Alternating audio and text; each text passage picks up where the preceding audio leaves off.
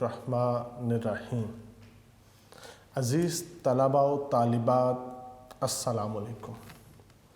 Online lecture से मैं हूँ मोहम्मद एहसानुल हक।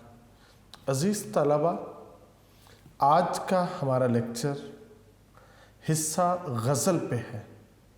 हमारे शायर हैं मिर्ज़ा असदुल्ला ख़ान गालिब। आपकी गज़ल नंबर 2 है। इस गज़ल पे हम पहले 2 लेक्चर कर चुके हैं। आज इस दूसरी गज़ल का लेक्चर नंबर 3 है। हम पढ़ेंगे शेर नंबर 5 और शेर नंबर 6।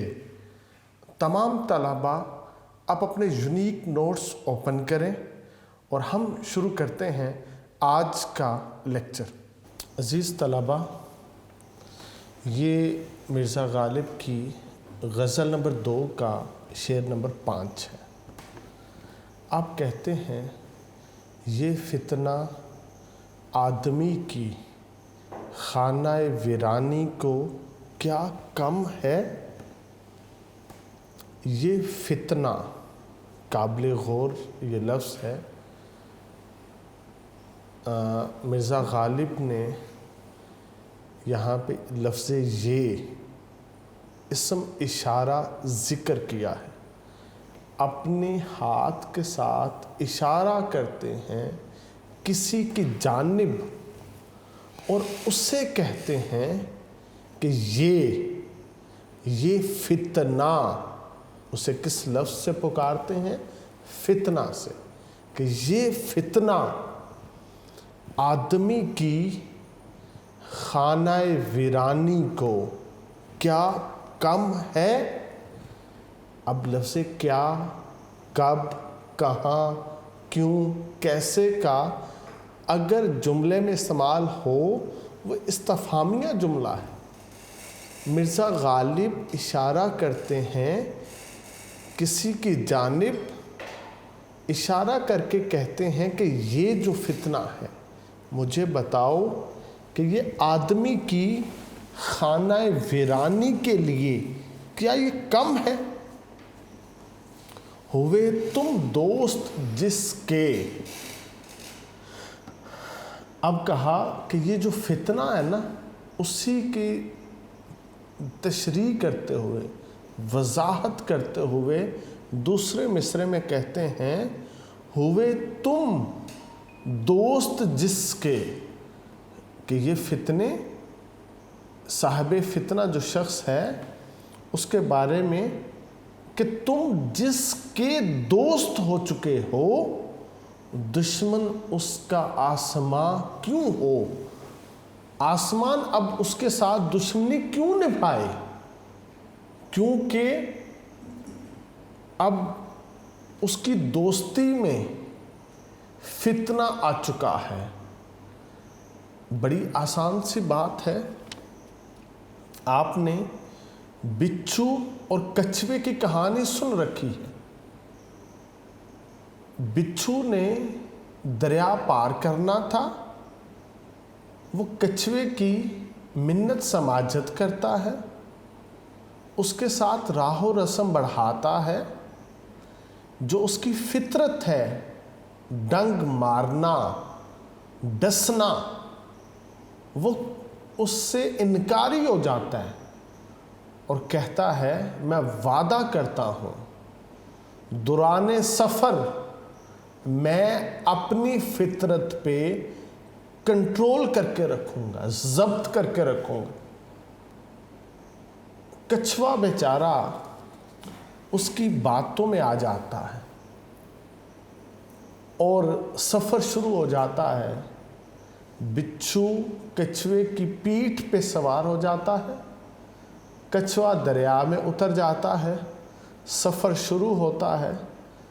जब वो दरिया के ऐन वस्त में कछुआ पहुंचता है, बिच्छू अपना किया हुआ वादा भूल जाता है।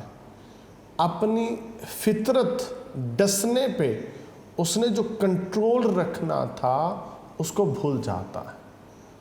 اور وہ اسی کو ڈستا ہے جس کے بل بوتے پہ اس نے دریا کو پار کرنا تھا۔ اب کیا ہوتا ہے؟ وہ اس کو ڈسنا شروع کر دیتا ہے۔ تو ظاہر ہے جب کچھوے کو وہ ڈسے گا تو کچھوا پانی میں اترے گا اپنے بچاؤ کے لیے۔ کچھوا پانی میں اترا۔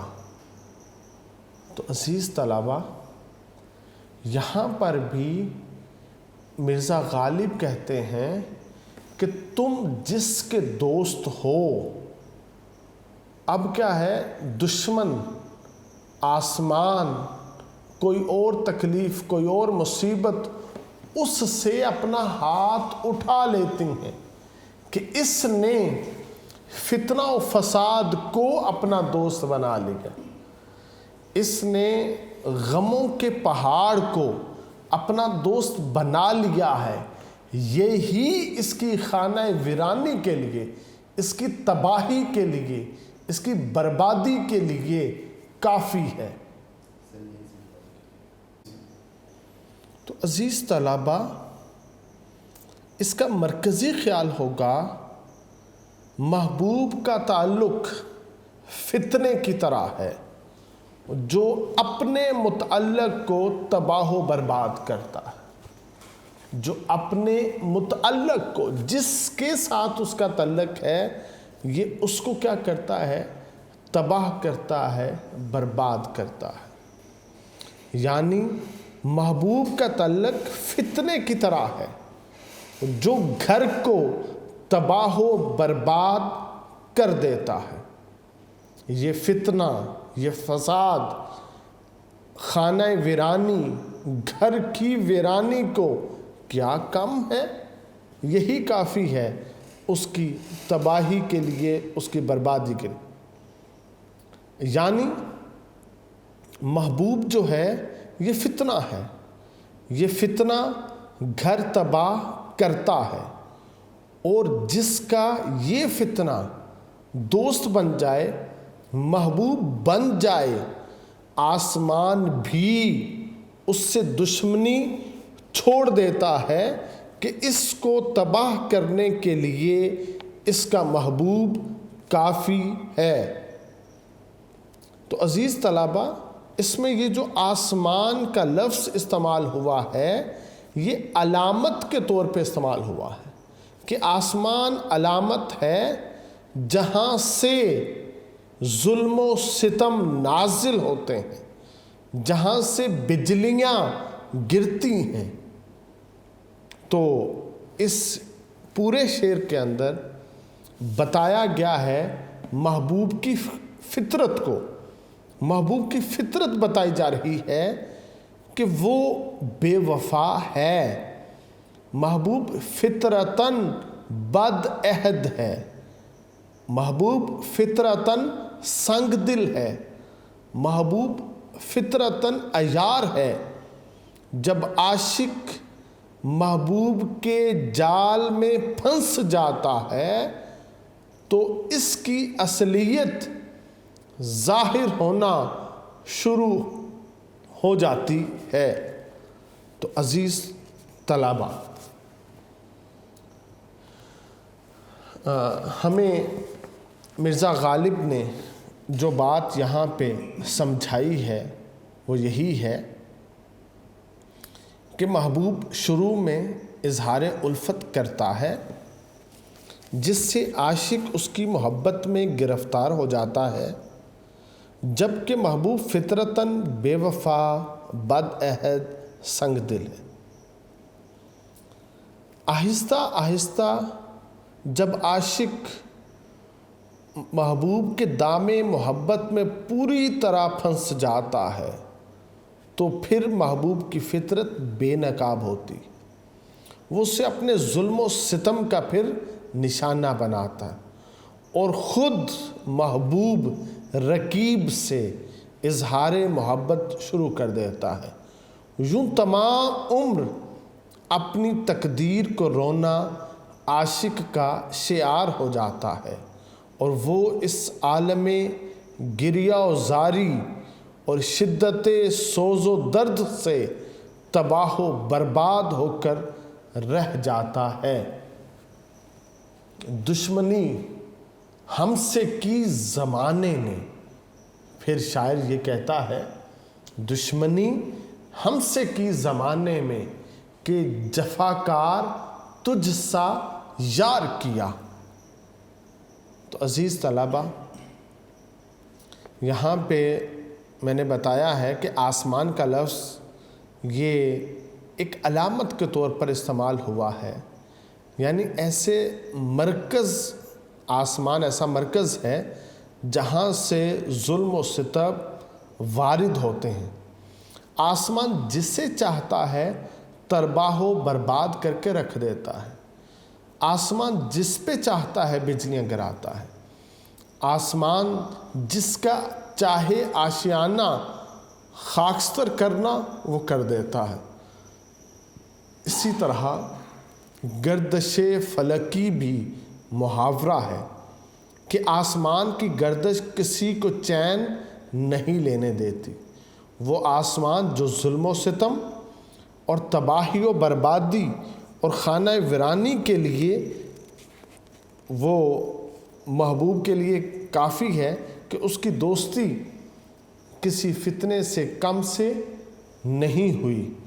دوستی کا فتنہ ہونا غالب کی نازک خیالی کی ایک خوبصورت مثال ہے۔ وہ دشمن تو ہے، وہ دشمن تو ہے، یہ حالت ہے قلب نا شکیبہ کی۔ خدا معلوم کیا ہو گر وہ اپنا یار ہو جائے۔ مختصر یہ کہ آسمان سے بھی مصیبتیں اور فتنے زمین پر اترتے اور آسمانوں کو اور انسانوں کو اپنا نشانہ بناتے ہیں۔ درد بھی کہتا ہے نہ ہاتھ اٹھائے فلک گو ہمارے کینے سے، کسے دماغ کے ہو دو بدو کمینے سے۔ دشمنی میں سنا نہ ہوگا، دشمنی میں سنا نہ ہوگا جو ہمیں دوستی نے دکھلایا۔ اسی طرح محبت کے بارے میں دو مختلف رویے موجود ہیں۔ بعض لوگوں کا موقف یہ ہے محبت کا غم دنیا بھر کے غموں کا مداوا بن جاتا ہے، لیکن اکثریت کا خیال ہے کہ محبت کرنا دنیا بھر کی مصیبتوں کو گلے لگا لینا ہے، اور محبت کرنے والوں کو دکھوں کے علاوہ کچھ حاصل نہیں ہوتا۔ تشریح طلب شعر میں غالب محبوب سے مخاطب ہے کہ اگر کوئی شخص تمہیں محبوب بنا لے تو کسی دشمن کو اس سے دشمنی کرنے کی ضرورت باقی نہیں رہے گی۔ خاک ہی میں ملائے رکھتے ہو، خاک ہی میں ملائے رکھتے ہو کوئی تم سے آشنا کیا خاک، کہ تم سے کوئی اور کس طرح سے آشنا ہو، کیونکہ تم کیا کرتے ہو، خاک سے ہم وقت ملائے رکھتے ہو۔ کیونکہ انسان جس سے محبت کرتا ہے اس کا رویہ بہت اہمیت کا حامل ہوتا ہے۔ اگر اس سے معاشرے یا کسی اور طرف سے تکلیف پہنچے تو عاشق کو اس کی پرواہ نہیں ہوتی۔ اس کے برعکس اگر اسے محبوب یا اس کا رویہ کوئی تکلیف پہنچائے تو اسے بہت زیادہ محسوس کرتا ہے۔ غالب کا موقف ہے انسان کی تباہی کے لیے محبوب کا فتنہ کافی ہے۔ اس سے محبت کر کے ایسی مصیبتیں اور پریشانیاں دیکھنی پڑی ہیں جس کی توقع انسان اپنے کسی دشمن سے بھی نہیں کر سکتا۔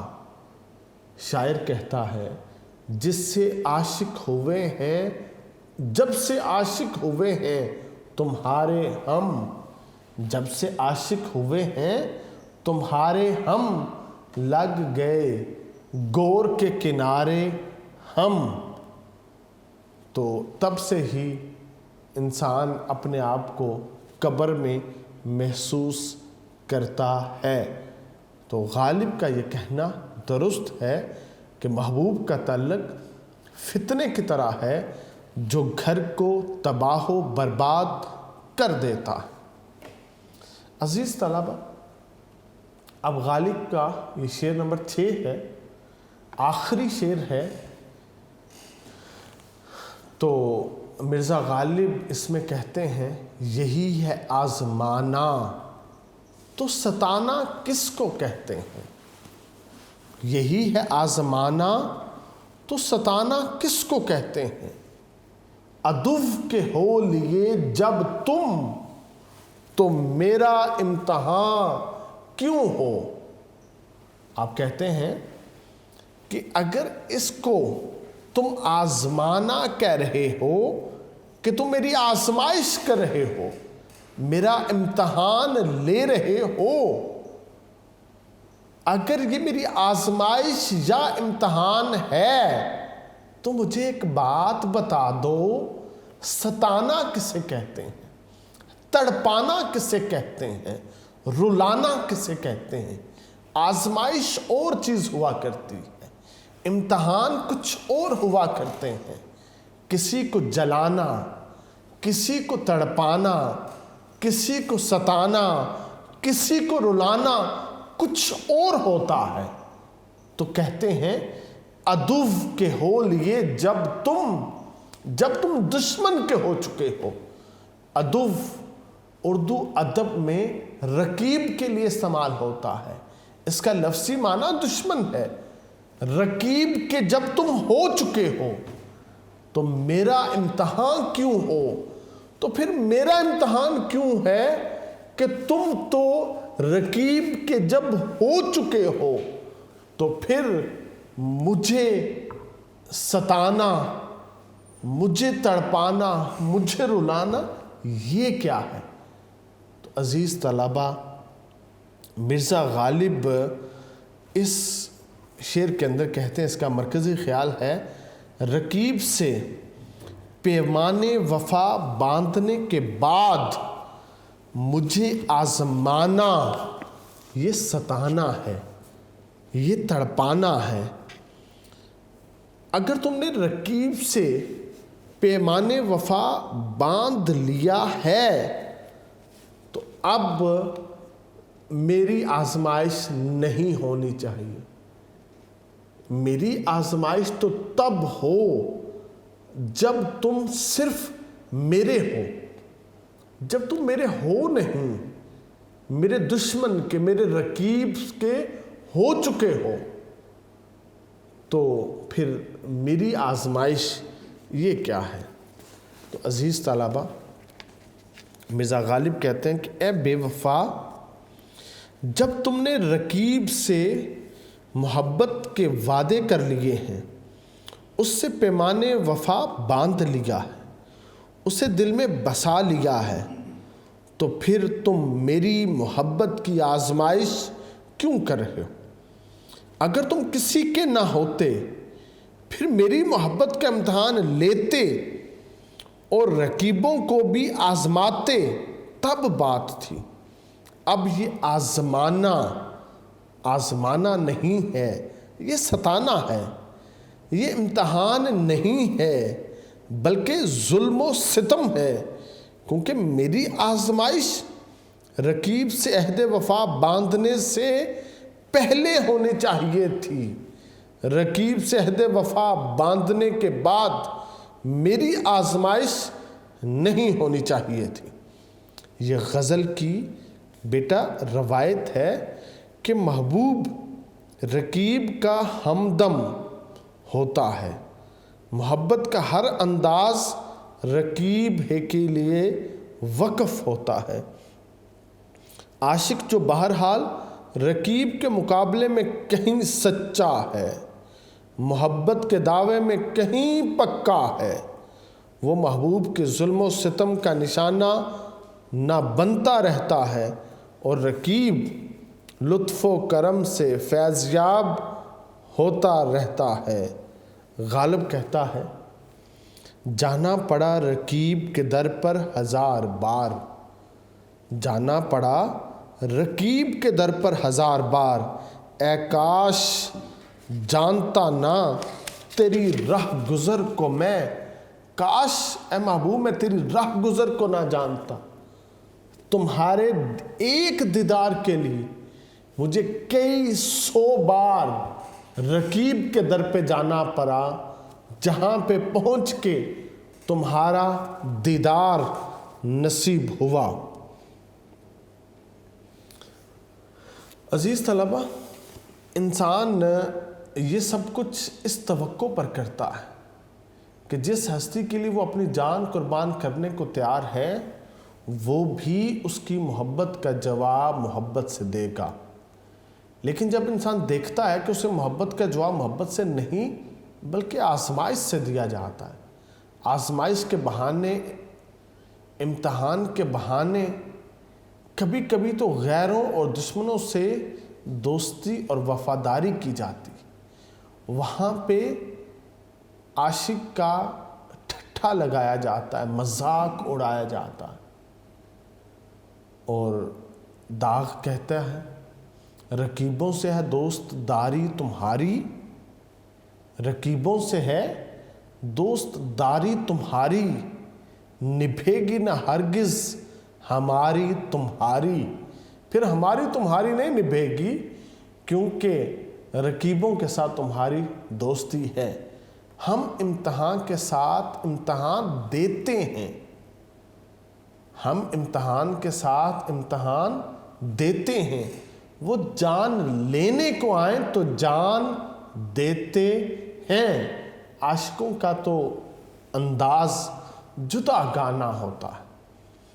غالب کا موقف یہ ہے کہ ہم محبت میں امتحان دینے کو تیار ہیں، لیکن یہ رویہ تو کسی صورت میں امتحان نہیں کہلا سکتا کہ تم ہمارے دشمن کو ہی اپنا دوست بنا لو، کہ اس طرح تو تم بھی ہمارے دشمنوں میں شامل ہو۔ جناب امیر کا ارشاد ہے کہ انسان کے 3 طرح کے دوست ہوتے ہیں اور 3 طرح کے دشمن۔ دوست پہلا وہ فرد جو براہ راست انسان کا دوست ہوتا ہے، دوسرا دوست جو دوست کا دوست ہوتا ہے، اور تیسرا دشمن کا دشمن، وہ بھی دوست ہوتا ہے۔ اسی طرح ایک تو براہ راست انسان کا اپنا دشمن اور دوسرا دشمن دوست کا دشمن ہے، اور تیسرا دشمن جو ہمارا جو دوست ہے وہ اس کا دشمن۔ تو غالب کا موقف ہے جب محبوب ہمارے دشمن کا دوست بن جاتا ہے تو یہ ہمارے لیے آزمائش نہیں ہے، تکلیف ہے، اذیت ہے، مصیبت ہے، تکالیف ہے، کیونکہ جس سے وفاداری نبھانی تھی اس سے آج دغا بازی نبھائی جا رہی ہے، اور جس سے دشمنی نبھانی تھی آج اس سے دوستی نبھائی جا رہی ہے۔ مومن خان مومن بھی کہتا ہے جن سے منظور وفا ہے وہ جفا بھی ان پر، جن سے منظور وفا ہے وہ جفا بھی ان پر، مجھ سے کچھ کام نہیں ہے تو ستاتے کیوں ہو۔ بیٹا مختصر یہ محبوب عاشق کے لیے بنیادی طور پر ظالم ہے اور رقیب کے لیے سراپے کرم ہے، اس لیے عاشق کی ہر دلیل بیکار ہے۔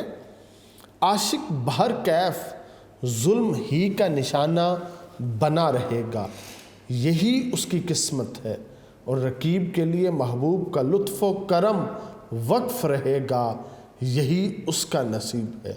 مقدر کو کوئی دلیل بدل نہیں سکتی۔ حق یہ ہے کہ رقیب کو اپنا گر عاشق کو آزمانا ستانا ہے، اس مضمون کو غالب نے بڑی خوبصورتی کے ساتھ باندھا ہے، مگر مرزا داغ نے اسی مضمون کو اسی کے الفاظ میں زبان کی لطیف چاشنی دے کر اتنی ترقی دی کہ تعریف نہیں ہو سکتی۔